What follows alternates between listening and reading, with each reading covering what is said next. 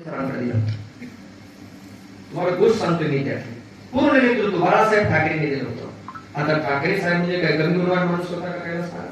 पक्षप्रविधी त्याला माहित नव्हतं की मराठवाड्यात कोण माणसं आहेत ते. पण या माणसाची निवड त्या काळात झाली. आणि भली आता सगळे जण आम्हाला उदाहरण काय देतात, 4 5 7 8,000 मतं पडले नाही तर तुम्ही काय गोवा करायचे.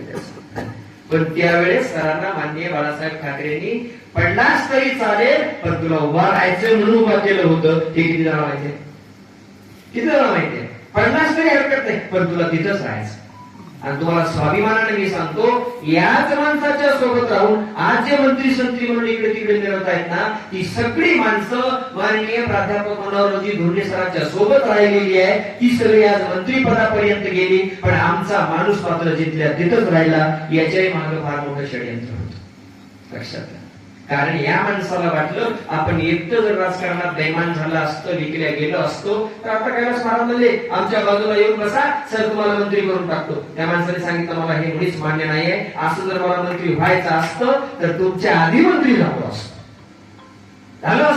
पण बघा एक चूक या माणसाने केली की आपला वीरशैव लिंगायत समाज आणि जे स्वप्न आपांचं होतं, जे स्वप्न जगद्गुरूंचं होतं की आमचा वीरशैव लिंगायत समाज हा प्राचीन आहे, अतिप्राचीन आहे, तो सत्ता उपभोगणारा नाही सत्ता निर्माण करणार आहे ही जाणीव त्यांना होती.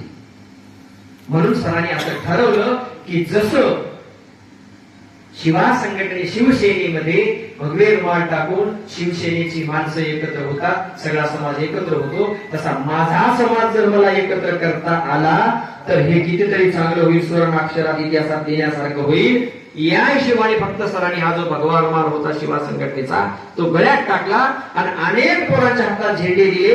म्हणून कपिलधारला लाखोच्या संख्येनं आम्ही मनमत माऊलीची शासकीय महापूजा साजरी करू शकलो. आपांच्या नंतर जर पाऊल उचललं असेल तर माननीय प्राध्यापक मनोहरजी धोंडे सरांनी.